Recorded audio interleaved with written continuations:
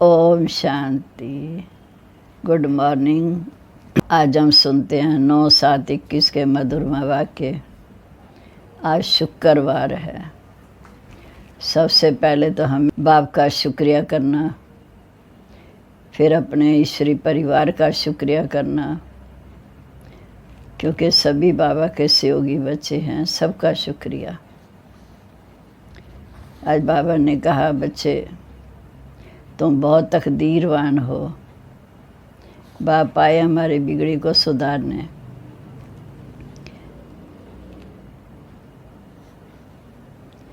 बाबा कहते जब याद में बैठते हो तो एक बाबा की याद रहे। बुद्धि इधर उधर भटकनी नहीं चाहिए, क्योंकि बुद्धि भटकती है तो वायुमंडल खराब होता है, अपना ही नुकसान होता है। फिर बाबा ने कहा, यहाँ तुम सब आत्माएं बाबा के बच्चे हो। लौकी में बच्चे को वर्षा मिलता, बच्ची को नहीं। यहाँ सभी बच्चे वर्षे के हकदार हैं, क्योंकि आत्मा रूप में तुम सब शिव बाबा के बच्चे हो। फिर बाबा ने कहा, बाबा कितना मीठा है, कितना प्यारा है। ऐसे बच्चों को भी बाप समान अति मीठा, अति प्यारा बनना है। आपस में कभी लड़ना झगड़ना नहीं। लड़ते हैं तो इसका मतलब रावण संप्रदाय के हैं। फिर बाबा ने कहा कि बाबा कहते हैं, अमृत छोड़ विष काय को खाए। अमृत अर्थात ज्ञान अमृत का सिमरन करो, बाकी विष को छोड़ो। फिर बाबा ने कहा, बड़े ते बड़ी बात है जो सर्वव्यापी कह दिया। अब सर्वव्यापी कहने से ब्रदरहुड सिद्ध नहीं होता, फादरहुड हो जाते हैं। फिर किसको किससे वर्षा मिलता है? पति पावन कौन है? इसलिए बाप कहते हैं कि मैं आता हूँ कलब के जुगे जुगे। तो उन्होंने कलब हटाकर जुगे जुगे कर दिया। बाप तो तब आते हैं जब भक्ति पूरी होती, आत्माएं तम प्रधान बनती। जब आत्माएं सभी अज्ञान की नींद में सो जाती, तब बाबा आते हैं, आकर हमारी बिगड़ी को सुधारते हैं। फिर बाबा ने कहा कि ये तो हार जीत का खेल है। रावण के राज्य में हार है, राम के राज्य में जीत है। हर वर्ष रावण को जलाते हैं, परंतु जानते नहीं कि हम क्यों जलाते हैं। फिर बाबा ने कहा कि जब सृष्टि सत्व प्रधान थी तो सभी सुखी थे। उस समय तो रावण की बात ही नहीं। इस समय बाबा के में बार बार ये पाठ पढ़ाते हैं, बच्चे तुम आत्माएं हो, मैं तुम आत्माओं का पिता हूँ। मैं प्रजापिता ब्रह्मा द्वारा आकर तुम बच्चों को समझाता हूँ, सृष्टि चक्र का ज्ञान देता हूँ, कैसे तुमने 84 जन्म लिए। अब हम सुनते हैं आज के मधुरमा वाक्य। बाबा ने कहा, मीठे बच्चे, तुम्हारी बिगड़ी को सुधारने वाला अर्थात तकदीर बनाने वाला एक बाप है,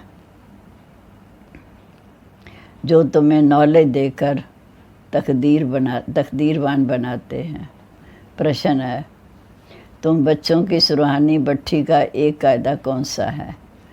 तुम बच्चों की रूहानी भट्ठी का एक कायदा कौन सा है? रूहानी भट्ठी अर्थात याद की यात्रा में बैठने वालों का। कभी भी इधर उधर के ख्यालात नहीं चलाने, एक बाप को याद करना है। अगर बुद्धि इधर उधर भटकती है तो गुटखा खाते हैं, बासी देंगे, इससे वायुमंडल खराब होगा तो अपना ही नुकसान करते हैं। गीता है, दिल का सहारा टूट न जाए। ओम शांति।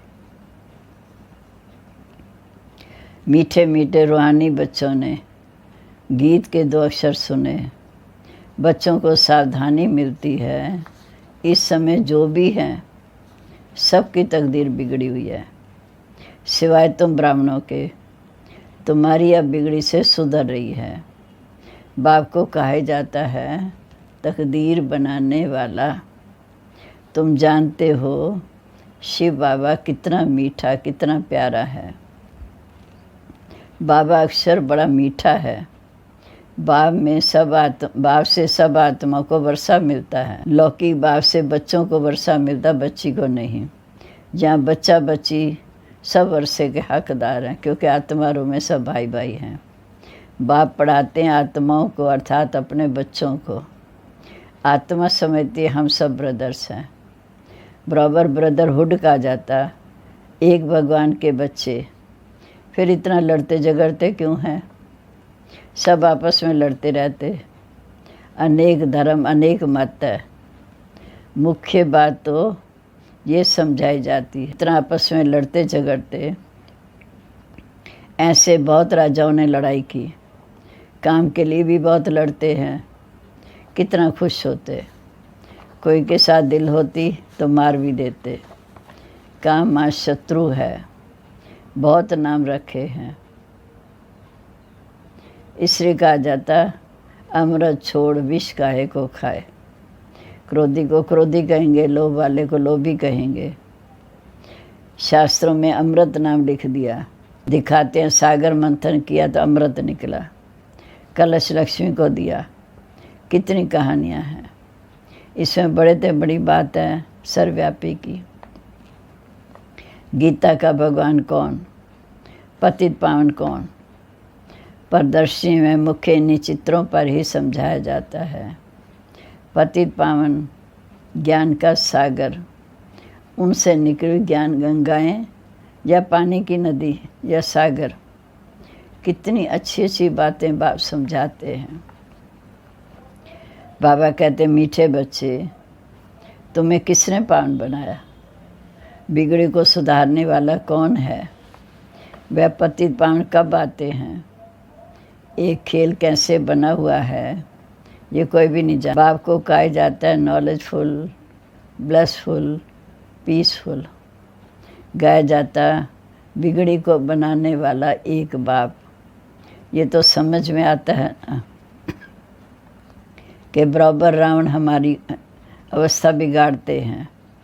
ये खेल है हार और जीत का। भारत में ही हर वर्ष जलाते हैं ये रावण। हर वर्ष ये भारत का जैसे दुश्मन है।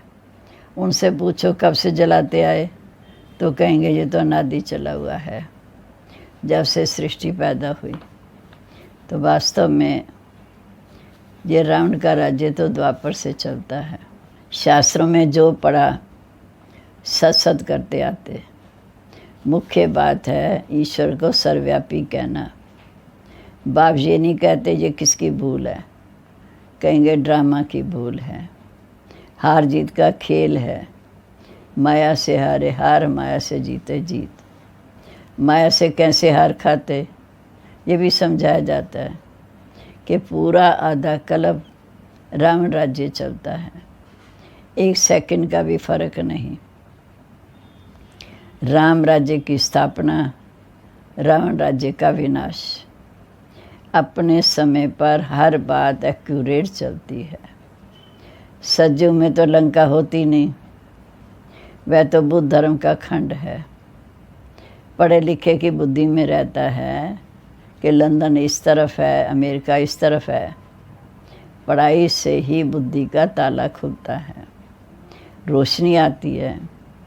इसको कहा जाता है ज्ञान का तीसरा नेत्र। बाबा ने हमारी बुद्धि का ताला खोला जिससे हम इन बातों को परख सकते हैं। बूढ़ियाँ बहुत बातें समझ नहीं सकती, उनको एक मुख्य बात ये धारण करनी है कि जो ही अंत में काम आती है।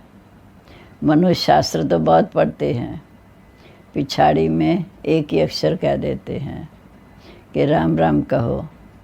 ऐसे नहीं कहते शास्त्र सुनाओ, वेद सुनाओ। पिछाड़ी में कहेंगे राम राम कहो। एक राम को याद करो। जो जास्ती जिस चिंतन में रहते हैं अंत समय वो ही याद आता है। अभी विनाश तो सबका होना ही है। तुम जानते हो सब किसको याद करेंगे। कोई कृष्ण को याद करेगा, कोई अपने गुरु को याद करेगा, कोई अपने देह के संबंधियों को याद करेंगे। देह को याद किया, खेल खलास। यहाँ तुमको एक ही बात समझाई जाती कि अपने को आत्मा समझ, एक बाप को याद करो। जहाँ तुमको एक ही बात समझाई जाती है कि अपने को आत्मा समझ, एक बात को याद करो, चार्ट रखो कि हमने कितना याद किया। जितना याद करेंगे उतने पावन बनते जाएंगे। ऐसे नहीं कि गंगा में स्नान करने से पावन बनेंगे। आत्मा की बात है, आत्मा ही पतित, आत्मा ही पावन बनती है। तो बाबा ने समझाया, आत्मा एक स्टार बिंदी है, भ्रिकुटी के बीच में रहती है। कहते हैं आत्मा स्टार अति सूक्ष्म है। तुम बच्चे भी इन बातों को समझ सकते हो। बाप कहते, मैं कलब कलब के संगम युग पर आता हूँ। उन्होंने फिर कलब अक्षर छोड़ जुगे जुगे अक्षर लिख दिया, तो मनुष्यों ने उल्टा समझ लिया। मैंने कहा कलब कलब के संगम युग पर आता हूँ। घोर अंधियारा, घोर अंधियारा और घोर सोजरे के संगम पर। बाकी जुगे जुगे आने की तो दरकार ही नहीं। सीढ़ी उतरते जाते हैं। जब पूरे 84 जन्म की सीढ़ी उतरते हैं तब आप आते हैं। ये ज्ञान सारी दुनिया के लिए है। सन्यासी लोग तो कह देते हैं इन्हों के चित्र सब कल्पना है, परंतु कल्पना की तो इसमें कोई बात ही नहीं। ये सबको समझाया जाता है, नहीं तो मनुष्यों को कैसे पता पड़े, इसलिए ये चित्र बनाए जाते हैं। ये प्रदर्शनी देश देशांतर में ढेर होती जाएगी। बाप कहते बहुत भारतवासी बच्चे हैं तो सब बच्चे ना, अनेक धर्मों का ये झाड़ है। तो बाबा बैठ समझाते, इस समय सब काम चिता पर बैठ जल मरे हैं। सतयुग में जो पहले पहले आते हैं वही फिर पहले पहले द्वापर से काम अग्नि में जलते हैं। जो सतयुग में पहले पहले आते, द्वापर में वही आते हैं पहले, तो सबसे पहले वही काम अग्नि में जलते हैं, इसलिए काले हो गए। अभी सबकी सदगति होनी है, तुम निमित्त बनते हो, तुम्हारे पिछाड़ी सबकी सदगति होनी है। बाप कितना सहज रीति समझाते हैं। कहते हैं सिर्फ आपको याद करो, आत्मा ने दुर्गति को पाया, आत्मा ही पतित बनने से शरीर भी ऐसा मिलता है। आत्मा को पावन बनाने की युक्ति बाप बिल्कुल सहज बताते हैं। अपने को आत्मा समझो, दूसरे को आत्मिक दृष्टि से देखो, इससे आत्मा पावन बनेगी। त्रिमूर्ति के चित्र में ब्रह्मा का चित्र देख मनुष्य हाय मचा देते हैं कि इनको ब्रह्मा को यहाँ क्यों बिठाया। कहते हैं ब्रह्मा तो सूक्ष्म वतनवासी देवता है, यहाँ कहाँ से आया। ये दादा तो नामी ग्रामी था, अखबारों में सब जगह पढ़ा था। एक जौहरी कहता है मैं श्री कृष्ण हूँ, हमको 16,108 रानियाँ चाहिए। बड़ा हंगामा मच गया था भगाने का। अब एक एक से माथा कौन मारे, इतने ढेर मनुष्य हैं। आबू में भी कोई आते हैं तो उनको झट कहते हैं, अरे ब्रह्मा कुमारियों के पास जाते हो, वह तो जादू कर देती हैं, स्त्री पुरुष को भाई बहन बना देती, लंबी चौड़ी बात बताकर माथा खराब कर देते हैं। बाबा कहते मीठे बच्चे, तुम मुझे ज्ञान सागर वर्ल्ड ऑलमाइटी अथॉरिटी कहते हो। वर्ल्ड ऑलमाइटी अथॉरिटी अर्थात सर्वशक्तिवान, सब वेदों शास्त्रों आदि को जानने वाला, सब वेदों शास्त्रों आदि को जानने वाला। बड़े विद्वान को भी अथॉरिटी कहते, क्योंकि वो सब वेदों शास्त्रों आदि को पढ़ते हैं। फिर बनारस में जाके उनको टाइटल मिलता है महामहोपाध्याय श्री श्री 108 सरस्वती। ये सब टाइटल यहाँ ही मिलते हैं बनारस में।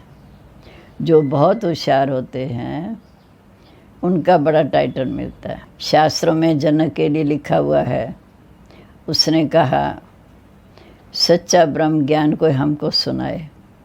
अब ब्रह्म ज्ञान तो है नहीं, बातें तो सारी यहाँ की हैं। कहानी बड़ी बना दी। शंकर पार्वती की कहानी लिखी हुई है, कितनी कहानियाँ बैठ बनाई। शंकर ने पार्वती को कथा सुनाई, वास्तव में तो था शिव, उन्होंने शंकर पार्वती का नाम दे दिया। भागवत आदि में ये सब इस समय की बात है। फिर कहानी में बताते हैं, उनको ख्याल आया कि राजा को ये ज्ञान जाकर दूं। बाबी समझाते, राजाओं को जाकर ज्ञान दो। तुम ही सूर्यवंशी थे, फिर चंद्रवंशी, फिर वैश्यवंशी, फिर शूद्रवंशी बने। तुम्हारी राजधानी चट हो गई। अब फिर सूर्यवंशी राजधानी लेनी हो तो पुरुषार्थ करो। तुम ही सूर्यवंशी से चंद्रवंशी, वैश्यवंशी, शूद्रवंशी बने। तुम्हारी राजधानी चट हो गई। अब फिर सूर्यवंशी राजधानी लेनी हो तो पुरुषार्थ करो। राजयोग सिखाने वाला बाबा इस समय आया हुआ है। फिर आकर बेहद का स्वराज्य लो। राजाओं के पास बहुत चिट्ठियाँ आती हैं, उनको मिलती थोड़ी हैं। उनके प्राइवेट सेक्रेटरी चिट्ठियाँ देखते हैं, कितनी चिट्ठियाँ फेंक देते हैं। कोई भी ऐसी ज़रूरी बात होती है तो उनको दिखा देते हैं। कहते हैं, अष्टाचक्र ने जनक को सेकंड में जीवन मुक्ति का साक्षात्कार कराया। वो अब की बात है। अब बाप मिला, अच्छी तरह से बैठ बच्चों को समझाते हैं। जो समझने वाले नहीं हैं वो सामने बैठे भी इधर उधर देखते रहते हैं। बाकी सभी अच्छी तरह सुनते हैं। इनकी बुद्धि कहीं भटकती रहती, उबासी देते रहते। ज्ञान बुद्धि में बैठेगा, ज्ञान बुद्धि में नहीं बैठेगा तो झुटका खाते रहेंगे तो नुकसान हो जाता। कराची में इन बच्चों की भट्ठी थी। कोई झुटका खाता था तो झट बाहर निकाला जाता था। अपने बैठते थे, बाहर का कोई भी आता नहीं था। शुरू में इनों का पाठ बड़ा चला, लंबी हिस्ट्री है ये। शुरू में तो बच्चियां बहुत ध्यान में चली जाती थी। अभी तक भी कहते रहते जादू है। परमपिता परमात्मा को जादूगर कहते हैं ना। शिव बाबा देखते हैं, इनका बहुत प्रेम है। शिव बाबा देखते हैं, इनका बहुत प्रेम है, तो देखने से झट ध्यान में चले जाते हैं। वैकुंठ तो भारतवासियों को बहुत प्यारा है। कोई मरता है तो भी कहते हैं वैकुंठवासी हुआ, स्वर्गवासी हुआ। अभी ये तो है ही नरक, सब नरकवासी, तभी कहते हैं फलाना स्वर्गवासी हुआ। परंतु स्वर्ग में तो कोई जाता नहीं। अभी सिर्फ तुम जानते हो कि हम ही स्वर्गवासी थे, फिर हम ही 84 जन्म लेते लेते नरकवासी बन गए। अब फिर बाबा आए हमें स्वर्गवासी बनाने। स्वर्ग में तो राजधानी में बहुत पद है। पुरुषार्थ करना चाहिए कि हम नर से नारायण बने। तुम जानते हो ये मम्मा बाबा भविष्य में श्री लक्ष्मी नारायण बनते हैं। अभी पुरुषार्थ कर रहे हैं, इसलिए कहा जाता है फॉलो फादर मदर। जैसे ये पुरुषार्थ करते हैं तुम भी करो। तुम भी याद में रहते हैं, सदर्शन चक्रधारी बनते हो। तुम बाप को याद करो, वर्षे को याद करो और त्रिकालदर्शी बनो। बाप को याद करो, वर्षे को याद करो, त्रिकालदर्शी बनो। तुमको सारे चक्र का ज्ञान है, इसमें तत्पर रहो। औरों को भी समझाते रहो। इस सर्विस में लगे रहेंगे तो कोई धंधा आदि याद नहीं पड़ेगा।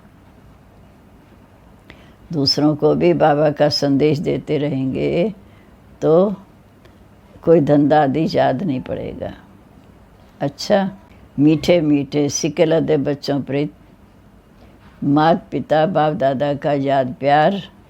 Good morning. रूहानी बाप की रूहानी बच्चों को नमस्ते। रूहानी बच्चों की रूहानी बाप दादा को नमस्ते। नमस्ते बाबा, गुड मॉर्निंग। शुक्रिया बाबा, शुक्रिया। अब धारणा के लिए मुख्य सार। सज्जों में ऊंच पद पाने के लिए माता पिता को पूरा पूरा फॉलो करना है, उनके समान पुरुषार्थ करना है, सेवा में तत्पर रहना है, एकाग्र हो पढ़ाई पढ़नी है। दूसरा, याद का सच्चा सच्चा चार्ट रखना है। अपने को आत्मा समझ बाप को याद करना है, देव व देहधारियों को याद नहीं करना है। अब आज का वरदान, सदा साथीपन की स्मृति, साक्षी स्टेज का अनुभव करने वाले शिवमय शक्ति स्वरूप कंबाइंड भाव। सदा साथीपन की स्मृति और साक्षी स्टेज का अनुभव करने वाले शिवमय शक्ति स्वरूप व कंबाइंड रूप भाव। जैसे आत्मा और शरीर दोनों का साथ है, जब तक सृष्टि पर पार्ट है तब तक अलग नहीं हो सकते। आत्मा और शरीर अलग नहीं हो सकते। ऐसे शिव और शक्ति दोनों का इतना ही गहरा संबंध है। जो सदा शिवमय शक्ति स्वरूप में स्थित होकर चलते हैं तो उनकी लगन में माया विघ्न डाल नहीं सकती। वह सदा साक्षीपन का और साक्षी स्टेज का अनुभव करते हैं। वह सदा साथीपन का और साक्षीपन का अनुभव करते हैं। ऐसे अनुभव होता जैसे कोई साकार में साथ हो। स्लोगन है, निर्विघ्न और एकरा स्थिति का अनुभव करने के लिए एकाग्रता का अभ्यास करो। निर्विघ्न और एकरा स्थिति का अनुभव करने के लिए एकाग्रता का अभ्यास करो। सम्मान है, मैं तकदीरवान शिव शक्ति कंबाइंड रूप हूँ। मैं तकदीरवान शिव शक्ति कंबाइंड रूप हूँ। ओम शांति। वरदान बोलेंगे, सदा साथीपन की स्मृति और साक्षी स्टेज का अनुभव करने वाले शिवमय शक्ति स्वरूप कंबाइंड भाव।